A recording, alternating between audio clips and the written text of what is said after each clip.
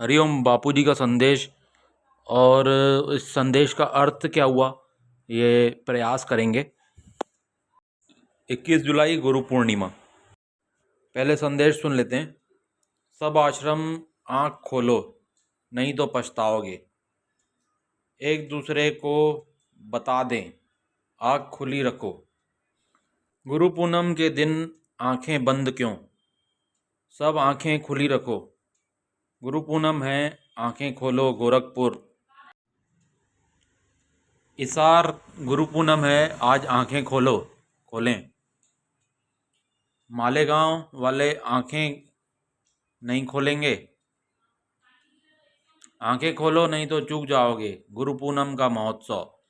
सोलापुर आँखें खोलो, इधर नहीं देखोगे। हरिओम। अब इसका अर्थ निकालने की प्रयास करेंगे। इसके मुझे दो अर्थ समझ में आ रहे हैं। पहला तो ये है भाई, भीतर की आँख खोलें, साक्षात्कार हो, इष्ट मजबूत होगा तो हर प्रकार से रक्षा हो जाएगी। जिस प्रकार से चल रहा है, सेवा कर रहे हैं, आज कितने साल हो गए दीक्षा लिए हुए, परंतु अब ऐसा न करें, साक्षात्कार की ओर चलें, साक्षात्कार करें। और दूसरा अर्थ ये है, बाहरी रूप से ये अर्थ है, जैसे कि षड्यंत्रकारी हैं तो बाहरी षड्यंत्रकारियों को तो जानते हैं, परंतु भीतर के जो षड्यंत्रकारी हैं उनके लिए आंखें खोलो। अभी तक उनको अपन पहचान ही नहीं पाए। अभी हमने देखा था ना कि बापूजी का कितना स्वास्थ्य खराब था, और जब ये माधव वाग के लिए परमिशन मिली थी लेकिन नहीं लिए थे, और उसके बाद फिर उससे कितना ज़्यादा खर्चा हो गया। बहुत ज़्यादा खर्चा होने के बाद परमिशन नहीं मिली और केवल वहीं जोधपुर में इलाज। तो किया क्या गया था, रैलियां और ज्ञापन, जिनसे कि कुछ होने वाला है नहीं। लाखों साधकों को सड़क पे ला दिए। तो कहने का अर्थ ये है, बापूजी जो कह रहे हैं, अपनी आंखें खुली रखो। और सभी आश्रमों को कहा है, सभी आश्रमवासी भाई भी इसे अपने लिए लें और हर प्रकार से आंखें अपनी खुली रखें, चौकन्ना रखें।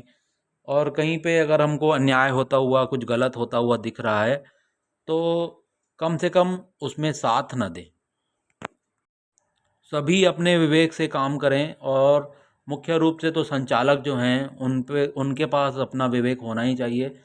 और आपको नहीं समझ में आता है कुछ, तो बापूजी से आप पूछ सकते हैं कि भाई इसका अर्थ सीधा सीधा क्या हुआ, या कोई समस्या आती है तो आप पूछ सकते हैं, परंतु उसमें भी अपनी आँख खुली रखें। क्योंकि बापूजी जेल में, और 10 लोग सुनते हैं, 10 लोग हैं बीच में, समझ लो।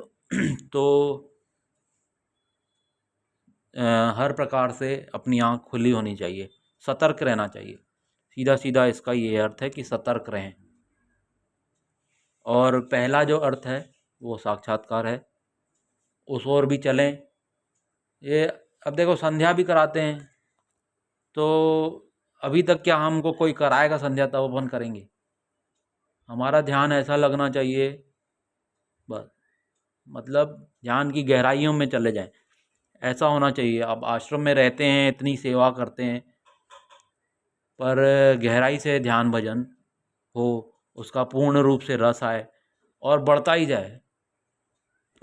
अब आश्रमों में तो सेवा की प्रधानता रहती है, बहुत काम करना पड़ता है, तो भाई आप काम करते करते ही साक्षात्कार कर लो, बस।